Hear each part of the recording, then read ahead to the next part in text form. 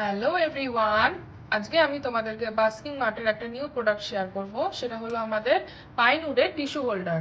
এই pine উডের tissue হোল্ডারটাতে তোমরা এখানে নিজেদের ইচ্ছে মতন একটা বাঞ্চ টিস্যু রেখে তোমাদের ডাইনিং টেবিলের সেন্টারে অথবা নিজেদের ফোর হুইলারে ইউজ করতে পারো।